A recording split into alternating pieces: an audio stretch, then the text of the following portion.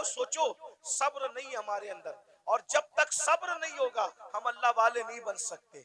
एक दिन क्या हुआ, इमाम हुसैन के कातिलों में से कातिल मदीने मुनव्वरा आया, मदीने तैयबा आया। और जब मदीना तैयबा आया तो लोगों ने सोचा कि कातिल इमाम हुसैन, कातिलों में से कातिल मदीने मुनव्वरा आया, तो सारे मदीने वालों ने इमाम हुसैन की मोहब्बत में अपने दरवाजे बंद कर दिए। सबने दरवाजे बंद कर दिए, सबके दरवाजे बंद हो गए।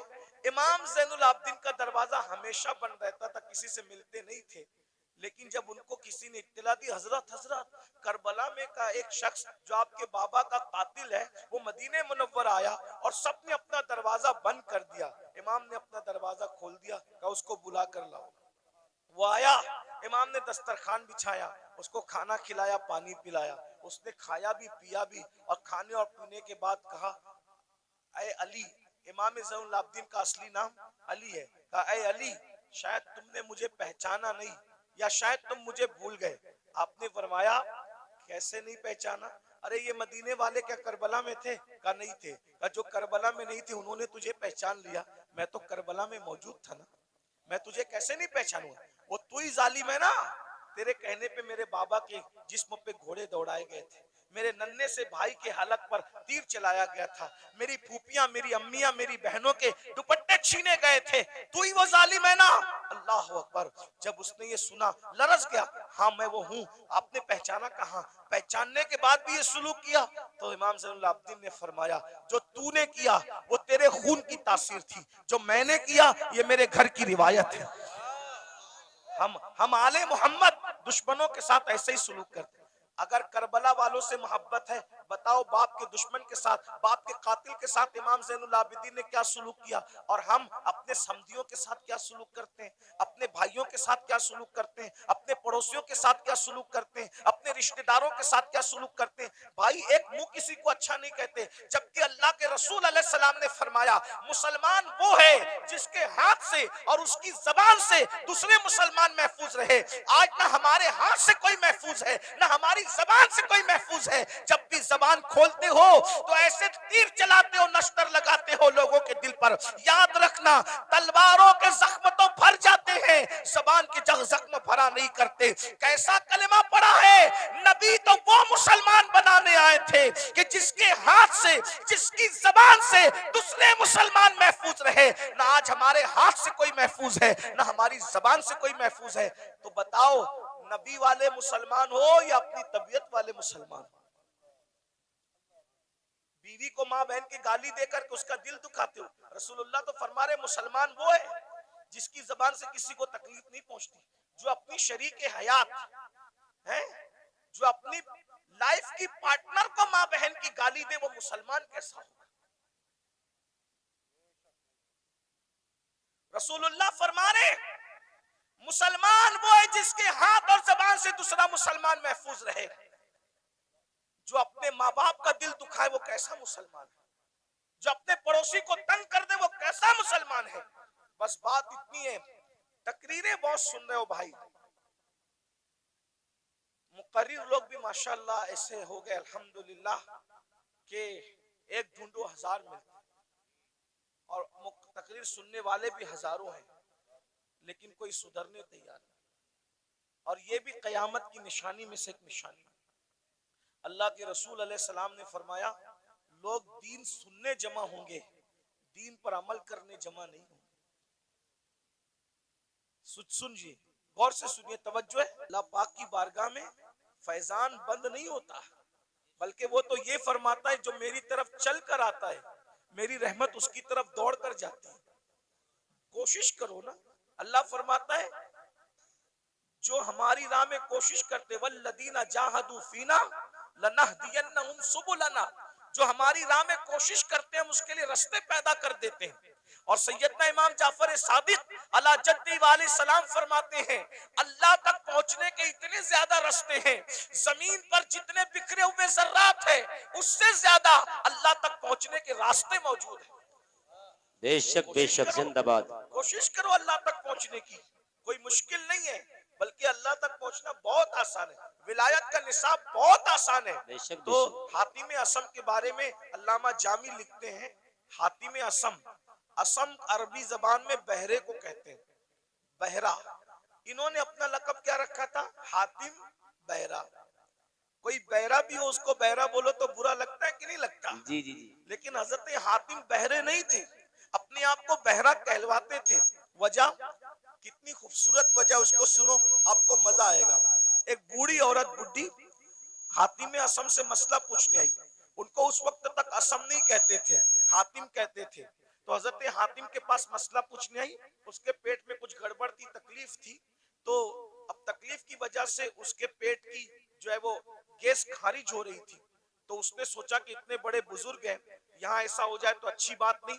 इत्तेफाक से उसने बहुत रोकने की कोशिश की, मगर बुढ़ापे में इंसान के आज़ा कमजोर हो जाते हैं। बहुत रोकने की कोशिश की मगर रोक नहीं पाई, और हजरत हातिम असम के सामने उसकी गैस खारिज हो गई। गैस खारिज हो गई तो हवा भी यानी कि आवाज भी निकली। तो वो शर्मा गई, वो बूढ़ी औरत, इतने बड़े बुजुर्ग के सामने ये क्या हो गया हादसा। तो हजरत हातिम ने सोचा कि ये शर्मा गई, मेरे नबी की उम्मत की ये औरत शर्मा गई।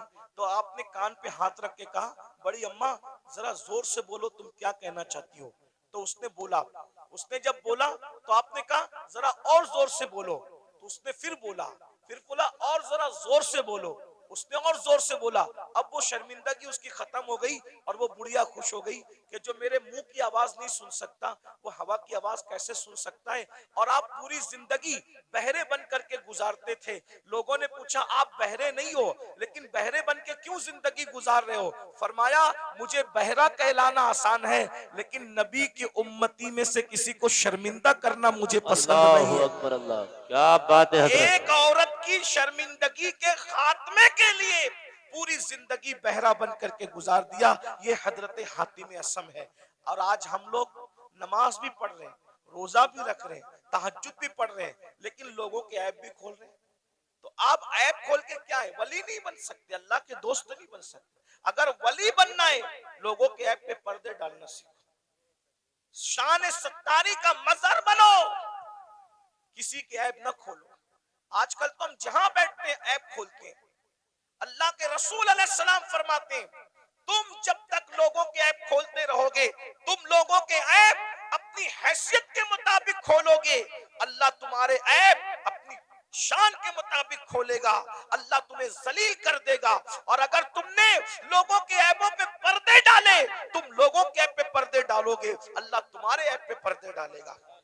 आज मुसलमान लोगों के ऐब पे पर्दे नहीं डालते, बल्कि आज औरतें, माएं और बहनें मौजूद हैं। किसी की बेटी को रिश्ता हो रहा है तो उसमें लोग ज्यादा तेल पानी डाल करके वो रिश्ता तोड़ देते हैं।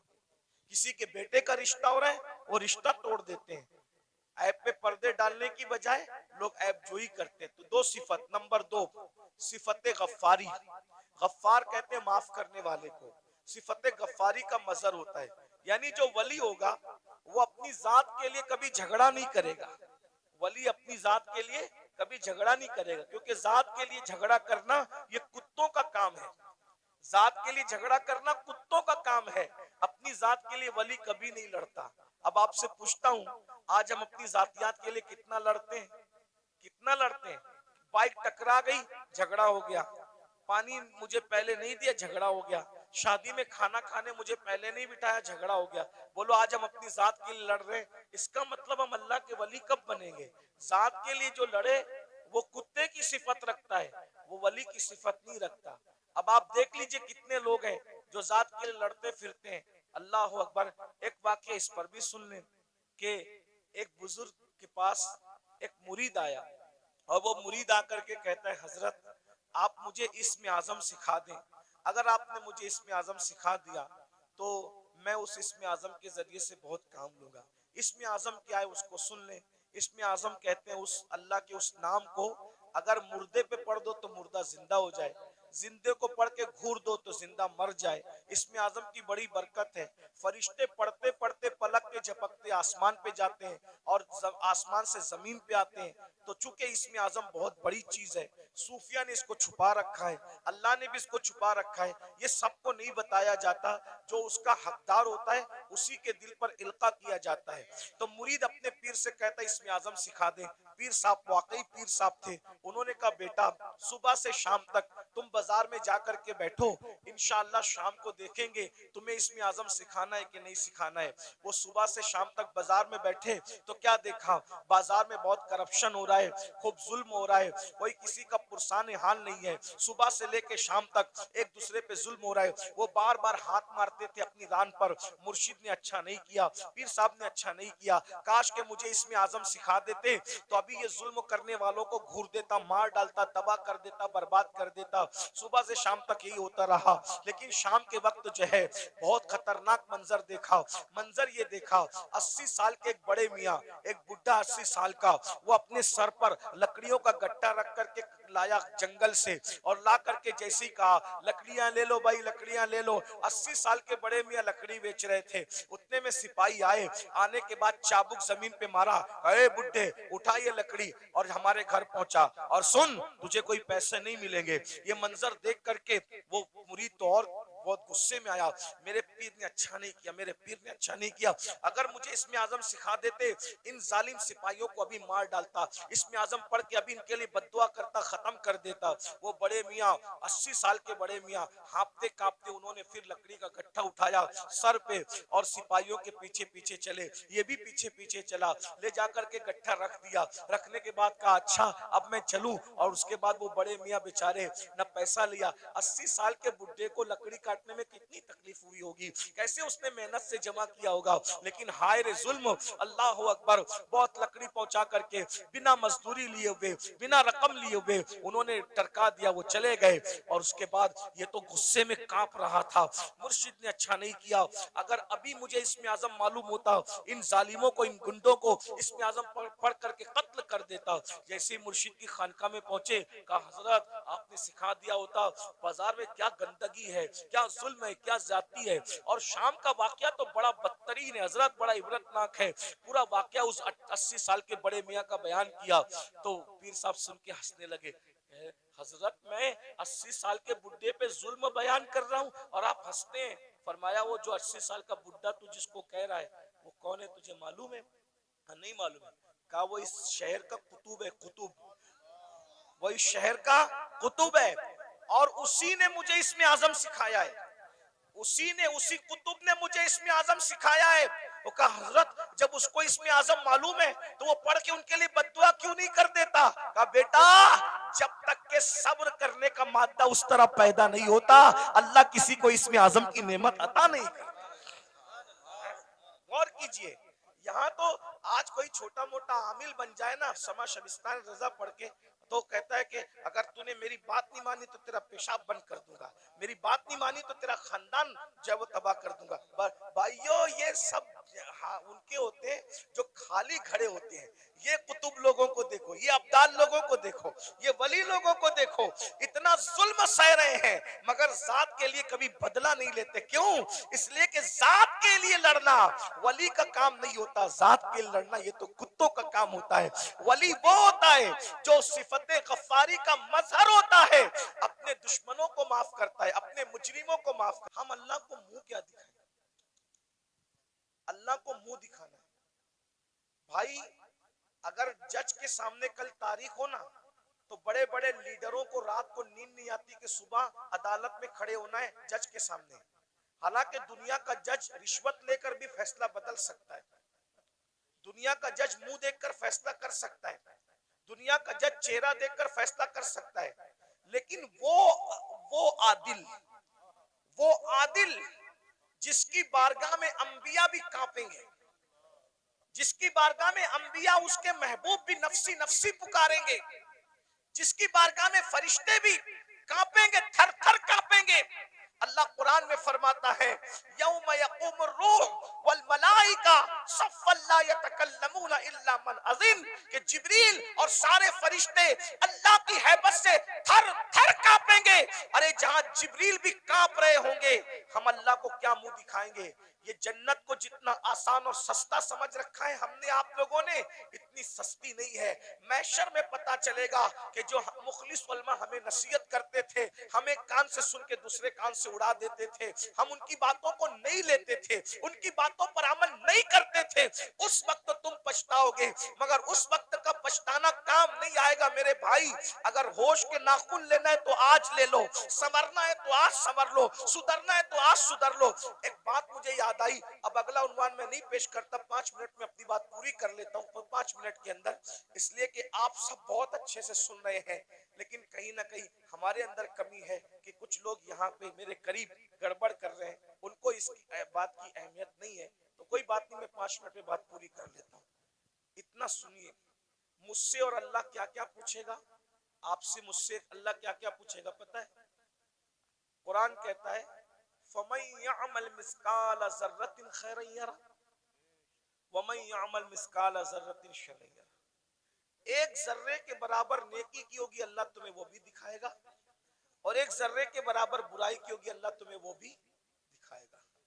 सहाबा किराम ने इस आयत के नुज़ूल के बाद पूछा कि अल्लाह हमसे क्या क्या पूछेगा, तो आका इरशाद फरमाते हैं अगर तुमने नाखून के अंदर किसी की दीवार की मिट्टी भी खुरची होगी तो अल्लाह क़यामत के दिन उस मिट्टी के बारे में भी तुमसे पूछे। अगर तुमने पिस्सू को, पिस्सू समझते हैं? पिस्सू, पिस्सू बहुत छोटा सा बारीक कीड़ा होता है, नजर भी नहीं आता, लेकिन चमड़ी पे बैठता है, काटता है तो आदमी झुंझला जाता है। अगर तुमने पिस्सू को गाली दी होगी तो अल्लाह पूछेगा कि तूने पिस्सू को गाली क्यों दी थी, क्योंकि वो मेरी मखलूक है। अगर तुमने खटमल को गाली दी थी तो अल्लाह तुमसे खटमल को गाली देने के बारे में भी पूछेगा। ये यहाँ जो दादागिरी, गुंडागर्दी, बाबागिरी जो कुछ कर रहे हो और फिर सोचते हो कि जन्नत हाथ से नहीं जाने वाली, अल्लाह अल्लाह है, अल्लाह अल्लाह है। मैं बार बार कौम को कहता हूँ, जो नबियों के बेटों को जहन्नम में डाले वो अल्लाह है, जो नबियों की औरतों को जहन्नम में डाले वो अल्लाह है, जो नबी के सगे चचा को जहन्नम में डाले वो अल्लाह है। अल्लाह अल्लाह है। इतना बेपरवाह मत हो जाइए, इतना बेपरवाह मत हो जाइए, इतना बेपरवाह मत हो जाइए। नबी का सगा चचा इब्राहिम खलीलुल्लाह जैसे नबी का सगा चचा आजर बिच्छू की शक्ल में जहन्नम में डाला जाएगा। बताओ बताओ मेरे भाइयों, किस किस किस धुन में हो, किस मस्ती में हो, किस गफलत में हो। नूह अलैहिस्सलाम की एक बीवी जहन्नम में डाली जाएगी, नूह की बीवी, उलुल आज़्म पैगंबर की बीवी जहन्नम में डाली जाएगी। ये बहनें क्या समझ रही है कि कलमा पढ़ के जन्नत शरीफ मिल जाएगी? कुरान कहता है क्या तुम ये तसव्वुर करते हो कि तुमने कहा कलमा पढ़ा और तुम्हें आजमाया नहीं जाएगा? तुम्हें आजमाया जाएगा और रोज आजमाया जा रहा है। फजर की सर्दी में तू अपनी जान से प्यार करके सोता पड़ा है, या अल्लाह की मोहब्बत में ठंडे पानी से वुजू करके तू मुसल्ले पे खड़ा है, आजमाया जा रहा है। आज अपनी जान की मोहब्बत में सर्दी में नरम नरम बिस्तर पर सोने वालों, जहन्नम में जलने के लिए तैयार हो जाओ। क्या समझते हैं? जो लोग आपको ये कहते हैं ना, काश के कोई बुरा ना माने, और अगर किसी को दीन हक की बात सुनने में बुरा लग जाए तो लगता रहे। बहुत कुछ सोचकर बना हूं मौजे दरिया का हरीफ, वरना मैं भी जानता था आफियत साहिल में है। ये कड़वी कसेली बात सुनने के लिए हिम्मत इसीलिए जुटाता हूं कि पूरी दुनिया मुझे गाली दे, लेकिन सिर्फ मेरा अल्लाह और मेरा रसूल मुझसे खुश हो जाए बस। जो पिया को भाई अख्तर वो सुहाना राग है, जिससे ना खुश है पिया वो रागनी अच्छी। जो आपको जलसों में कहते हैं ना, इनका चेहरा देखो और जन्नत में जाओ, इनका चेहरा देखो जन्नत में जाओ, अमीनुल कादरी का चेहरा देखो जन्नत में जाओ, ये शैतान ने इनकी फिक्र को अगवा कर लिया है। वो तुम्हें जहर दे रहे हैं, जहर। कोरोना का वायरस इतना खतरनाक नहीं है, बदअमली और बदअकीदगी के बाद भी जन्नत का टिकट बांटने का वायरस इतना खतरनाक है। कोरोना किसी को होगा तो वो अकेला मरेगा, ये गंदगी जो आएगी ना कि बेअमली के बाद भी जिना के बाद भी, बदकारी के बाद भी, हरामकारी के बाद भी सिर्फ सलीम मियां को देखो जन्नत में जाओ, अमीनुल कादरी को देखो जन्नत में जाओ, और मुफ्ती साहब को देखो जन्नत में जाओ। मेरे भाई, जिनको देख देख करके जन्नत बांट रहे हो, क्या तुम्हारे पास कोई गारंटी है कि ये लोग भी जन्नत में जाएंगे? हैं? बताओ ना। खिलवाड़ ना करो। ये कौम बहुत भोली है, ये हमारी बातों पर यकीन करती है, लेकिन मेरी कौम के नाज़िमों, मेरी कौम के वाइजों, उलमा नहीं करते। जो वाकई आलिम रब्बानी वो ये काम नहीं करता। उसको पड़ी नहीं एक प्रोग्राम की, कोई बुलाए तो बुलाए, कोई नहीं बुलाए तो बुलाए। जिन्होंने धंधे पानी शुरू कर रखे हैं वो तुम्हारी चापलूसियां करते हैं, और तुम भी नारे लगाते हो इनको देखो जन्नत में जाओ, और फिर उसके बाद आप सिर्फ जब देख करके जन्नत मिलेगी, कोई बेवकूफ है फजर पढ़ने के लिए उठेगा? कोई बेवकूफ है जो चेहरे पे दाढ़ी रखेगा? कोई बेवकूफ है जो मुसल्ले पे रोएगा? अरे तुमने किसको देखा? सलीम मियां का नाम इसलिए ले रहा हूं कि ये मेरा भाई है, बुरा नहीं मानेगा मेरा भाई, मैं जानता हूं, अब मेरा हक है। आपने सलीम मियां को देखा ना, आपने अमीनुल कादरी को देखा, आपने मुफ्ती साहब को देखा ना। आओ मैं उसकी बात करूं जिसने सलीम मियां को नहीं, सलीम मियां के जद्दे करीम को देखा। किसको? किसको? खुदा को देखने वाली जो आंखें हैं वो मुस्तफा जाने रहमत की आंखें हैं। सैयदना फारूक आजम ने रसूलुल्लाह को देखा, बार बार देखा, हर बार देखा, जंग में देखा, अम्न में देखा। अरे उमर तो ऐसे नमाजी थे कि पहली सब में नमाज पढ़ते थे, फिर भी हालत नमाज में कंकियों से नबी का चेहरा देखते थे। ऐसा नबी को देखने वाला, ऐसा नबी को देखने वाला।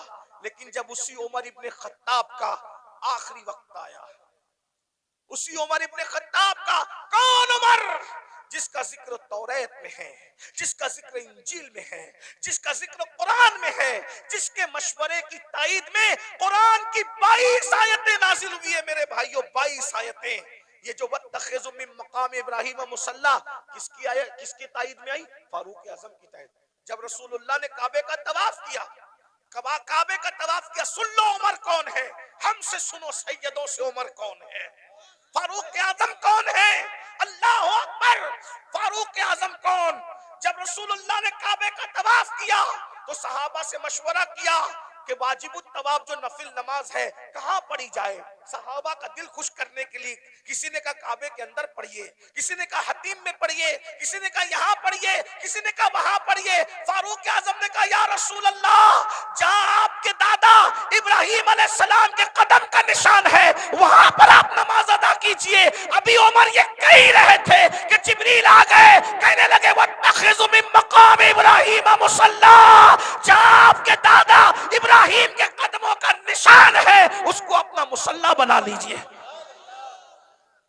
शराब की हुर्मत की बात फारूक आजम के मशवरे की ताईद में, पर्दे की बात फारूक आजम के मशवरे की। और कौन फारूक आजम जिसके बारे में कहा मेरे बाद अगर कोई नबी होता उमर इब्ने खत्ताब होता।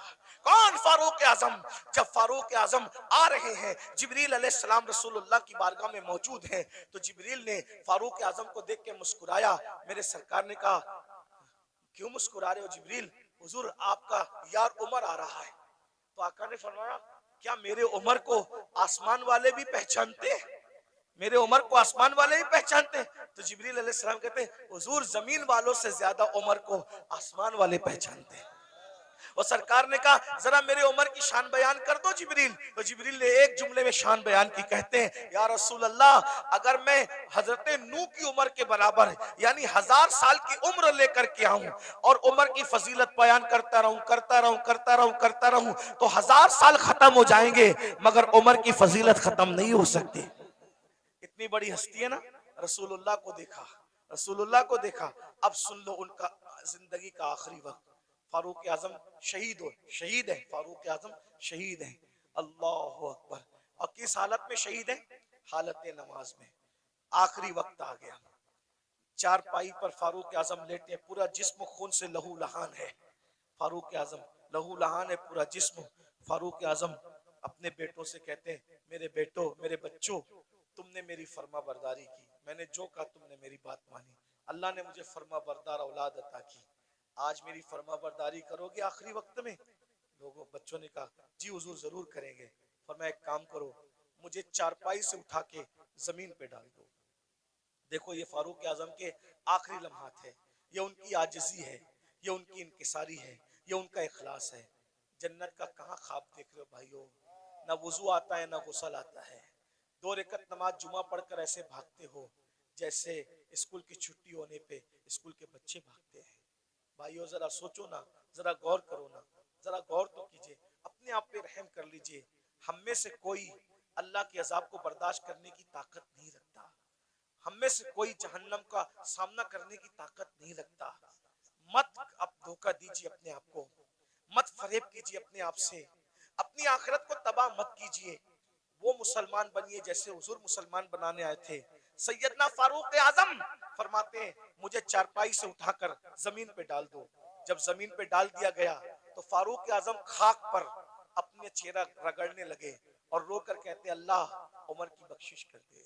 उमर की जिसको रसूलुल्लाह ने जन्नत की बशारत दी उसकी जिंदगी का एंड ये है। उमर ये उनका खौफ खुदा है, ये उनकी आजिजी है, ये उनकी इनकिसारी है। अल्लाह उमर की बख्शिश कर दे, मगफिरत कर दे। रो रहे हैं, मैं उमर क्या जवाब दूंगा तेरी बारगाह में, उमर क्या हिसाब देगा तेरी बारगाह में। इधर का चेहरा रगड़ते, इधर का गाल रगड़ते हैं और अल्लाह की बारगाह में कहते हैं मुझे माफ कर दे, मेरे बुढ़ापे पे रहम कर दे।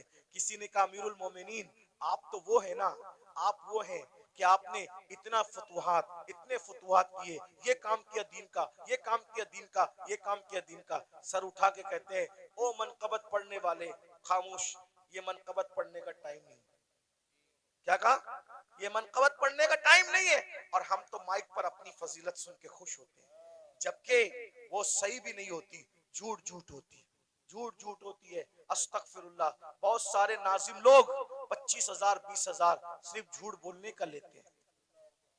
उस कौम को बर्बादी से कौन रोक सकता है जो कौम झूठ बोलने के लिए 25,000 रुपया देती है? आना सलीम मियां की करामत गढ़ के बयान करना 25,000 लोग, अमीनुल कादरी करामत बयान करना 25,000 लोग, मुफ्ती साहब के बारे में बताना, इन जैसा तो आलिम रब्बानी जो है वो 200 साल में हुआ ही नहीं है, ये सब कहना। अरे सुनने वालों, तारीफ सुनने वालों, अल्लामा शरफुद्दीन यहिया मनीरी कहते हैं दुनिया में जितना बड़ा दावा करेगा कयामत के दिन उतनी बड़ी दलील अल्लाह को पेश करनी पड़ेगी। बताओ मेरे भाइयों कहाँ हो? जलसों का मिजाज बदल दिया तुम लोगों ने, सब चौपट करके रख दिया। दीन जलसों में नहीं होगा तो कहाँ होगा? फारूक आजम की जो मनकबत पढ़ी जा रही थी वो कोई नाजिम नहीं पढ़ रहा था, वो सच्ची मनकबत थी। अरे जिसकी मनकबत कुरान पढ़े उससे बड़ा वली कौन हो सकता है? अल्लाह अकबर। लेकिन फारूक आजम ने रोक दिया, फरमाया ओ मनकबत पढ़ने वाले, ये मनकबत पढ़ने का टाइम, चुप रहे, खामोश रहे और मैं जो कर रहा हूं मुझे करने दे। और फिर सर उठाकर लोगों से कहा लोगों तुम मेरी मनकबतें पढ़ते हो, सुनो। उमर तो बस इतनी तमन्ना रखता है अल्लाह की बारगाह में, अल्लाह ना मुझे कोई सवाब दे, जुमले सुनो फारूक, अल्लाह ना मुझे कोई सवाब दे, ना कोई मर्तबा दे, ना कोई मकाम दे, और ना मुझे अजाब दे, ना जहन्नम में डाले, वो मुझे बराबर सराबर ऐसे ही छोड़ दे तो उमर समझेगा कि उमर कामयाब हो गया। ये फारूक आजम की आजिज़ी है। और हम कहाँ है, किधर है? भाइयों तौबा करो, रमजान शरीफ करीब आ रहा है, इरादा करो एक भी रोजा नहीं छोड़ूंगा, सारे रोजे रखूंगा।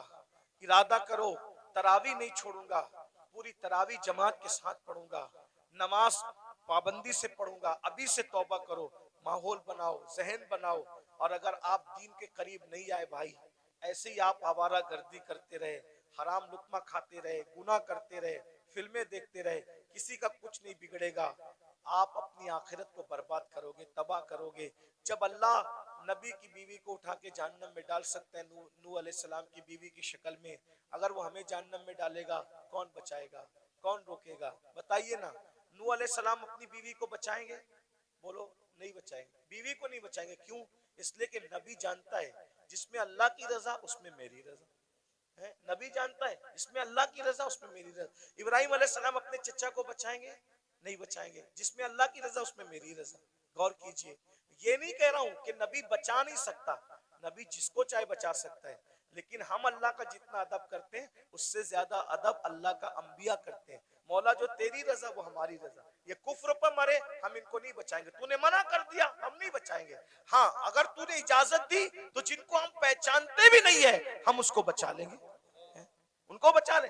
नबी साहिब इख्तियार होता है, मजबूर नहीं होता, लेकिन नबी की अल्लाह से मोहब्बत और अल्लाह की बारगाह का अदब ये है कि कोई नबी अल्लाह का कहना नहीं तोड़ेगा।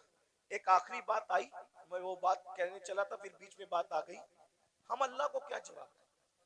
लोग जिना कर रहे हैं, ये नौजवान छोकरे आज के 16-16, 17-17 साल की उम्र में जिना करते हैं, लड़के लड़कों के साथ बदकारियां करते हैं, क्या क्या जुर्म करते हैं, बुराइयां करते हैं। अल्लाह को क्या जवाब दोगे?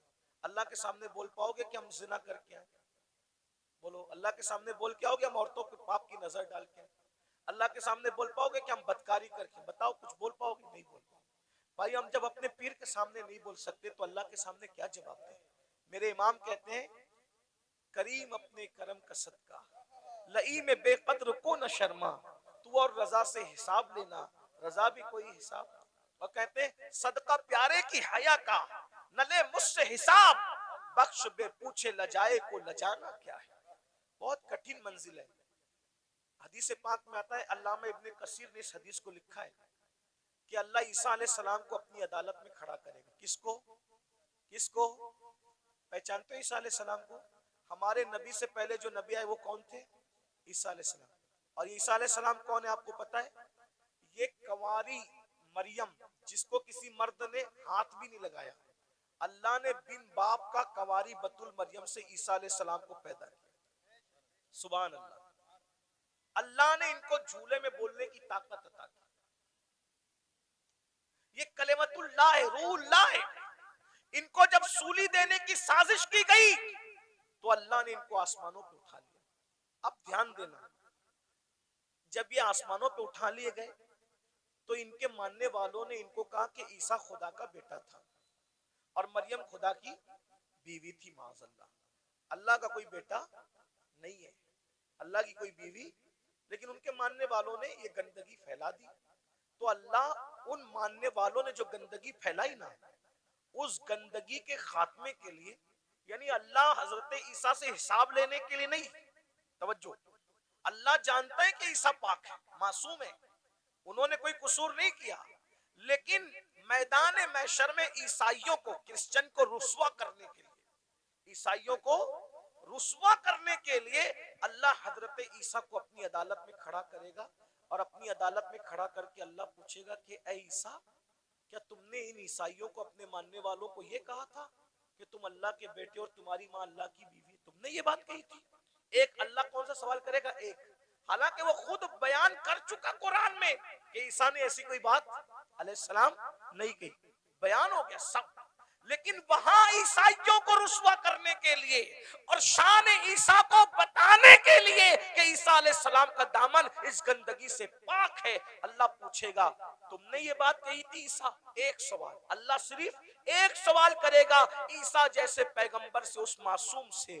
तो मेरे आका की हदीस है, इसी एक सवाल पर ईसा अल्लाह से इतना डर जाएंगे कि उनके हर हर बाल से खून की फुहार निकलेगी, हर हर बाल से खून की फुहार। अल्लाह ने मुझसे सवाल कर दिया, मैं जवाब क्या दूं? अब बताएं, जब मासूम से अल्लाह सवाल करे तो उनके बाल बाल से खून की फुहार निकलेगी। पूरी जिंदगी हमने नमाज नहीं पढ़ी, अल्लाह पूछेगा तूने नमाज क्यों नहीं पढ़ी थी? क्या जवाब हो? हैं? क्या जवाब? रात के 3-3 बजे तक गंदी फिल्में देखते थे, क्या जवाब होगा? दोस्ती लड़कों से इसलिए करते थे कि उनके साथ बदकारी करें, हैं? कौमे लूत का अमल करें।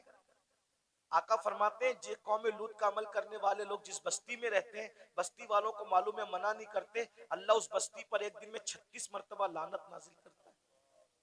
कौमे लूत का अमल करने वाला कहीं भी मरेगा, वो अपनी कब्र में नहीं रह सकता, फरिश्ते उसको उठा के ले जाके वहां फेंक देते जहां कौमे लूत पे अजाब आया था। भाइयों, अपनी आखिर ये दुनिया है। एक गालिब ने इसीलिए कहा था, डुबाया मुझको होने ने, न मैं होता तो क्या होता। सारा तो होने का झगड़ा है, इसलिए अब दुनिया में आ गए हो, सुधरो, तौबा करो, अल्लाह से डरो, अल्लाह के कानून के मुताबिक जिंदगी गुजारो। अल्लाह हम सबको तौफीक अता फरमाए। और आप सबको ये बात देखो, किसी भी जलसे में जाओ, चाहे मैं आऊं, चाहे कोई भी आलिम आए, कोई पीर आए, ये जो आप लोगों के अंदर ये आदत पड़ गई ना सेल्फी की, ऐसे धक्का दे करके कहते हो वो करो, अदब कहाँ गया? मेरा अदब मत करो, मैं तो कोई काबिल ही नहीं, मेरी अपनी बात नहीं कर रहा, लेकिन जो अल्लाह वालों को ऐसे कोनी मार करके ऐसे सेल्फी ले रहे हो, इस सेल्फी से क्या होगा? पहले के लोग इन बूढ़ों से पूछो, अल्लाह वालों से मिलते थे तो दुआ कराते थे, दुआ करा क्यों? हजारों साल की मेहनत जहां नहीं पहुंचाती वहां अल्लाह वालों की दुआ पहुंचाती, और आप लोग दुआ नहीं लेते। ये शैतान का दाव है आप लोगों पे कि दुआ से रोकने के लिए तुमको सेल्फी में मुब्तला कर दिया, और आप लोग सेल्फी, मोबाइल, हर जगह मोबाइल, हर जगह मोबाइल, सेल्फी ले, क्या करोगे सेल्फी लेके? क्या फायदा है सेल्फी लेने का? मैं अभी हराम और नाजायज की बहस में नहीं पढ़ रहा हूं, लेकिन इतना कहता हूं फायदा क्या, बताइए क्या कर रहे हो? अल्लाह वालों का अदब करो, अदब सीखो, इनकी अदब की नजर पड़ेगी। वो एक गुलाम था जिसका नाम शमसुद्दीन था, शमसुद्दीन नाम का एक गुलाम था, लड़का था, बगदाद में गुलामी करता था बादशाह की। बादशाह ने कहा कि जा और जा करके फुला काम कर, तो उसने बादशाह से कहा आपका अरबी घोड़ा मुझे दे दो तो मैं काम जल्दी से निपटा के आ जाऊं। तो जैसे ही अरबी घोड़े पे चला तो देखा एक चबूतरे पे, ओटे पे 3 वली बैठे। एक वली का नाम है हमारे मुर्शिद शेखुशयूख, शेखुशयूख शेख शहाबुद्दीन उमर सोहरवर्दी। एक वली है शेख नजमुद्दीन कुबरा। एक वली है हमारे मुर्शिद कुतुबुल अख्ताब सैयदी कुतुबुद्दीन बख्तियार काकी। तीनों बैठे। वो लड़का था शमसुद्दीन नाम का, देखा वली लोग नीचे बैठे, मैं ऊपर घोड़े पे, फौरन नीचे उतर गया, जूते हाथ में लिया। जितनी देर तक वो वली लोग नजर आए, घोड़े पे नहीं बैठा, उनके अदब में झुक के सलाम किया, आगे बढ़ा। सरकार कुतुबुद्दीन बख्तियार काकी की जबान से दुआ निकल गई, वो देखो दिल्ली का बादशाह जा रहा है। क्या कहा? वो देखो दिल्ली का बादशाह जा रहा है। किसी ने लुकमा दिया, हजरत वो दिल्ली का बादशाह नहीं, वो मैं पहचानता, वो लड़का है शमसुद्दीन बादशाह का गुलाम है। कहा जो हमारा अदब करे और वो हमारी जबान से निकल जाए दुआ, फिर अल्लाह उसको रद्द करे, ऐसा नहीं होता। हमने कह दिया दिल्ली का बादशाह, तो जब तक ये मरेगा नहीं तब तक दिल्ली का बादशाह बनेगा नहीं है? उस वक्त तक मौत नहीं आएगी जब तक दिल्ली का। और दुनिया ने देखा ख्वाजा कुतुब की जबान से दुआ निकली, अल्लाह ने कैसे पूरी किया। वो गुलाम से आजाद हुआ और दिल्ली का बादशाह बना। उसी बादशाह को दुनिया सैयदी शमसुद्दीन अल्तमश के नाम से जानती है। दुआ लो, दुआ लो। ये जो हंगामा का माहौल रहता है, इधर धक्का दे उधर धक्का दे, ऐसा मत करो। हमें कोई बुरा नहीं लगता, हम आपस में डिस्कस करते हैं, तुम लोग जो करते हो मोहब्बत में करते हो, लेकिन हमारी मोहब्बत में आप मजमे को धक्का देते हो। जहाँ 40 मोमिन जमा होते हैं उसमें एक अल्लाह का वली होता है। मुझ गुनेगार से मिलने के लिए आप किसी वली को धक्का दे दोगे तो अल्लाह तुमसे भी नाराज हो जाएगा और मुझसे भी नाराज हो सकता है। इसलिए भाई अगर हजर अस्वद चूमने की बात हो तो धक्का दे के हजर अस्वद नहीं चूम सकते, तो धक्का दे के किसी से मुसाफा कैसे कर सकते हैं? ये सब आपको सीखना होगा। डिसिप्लिन।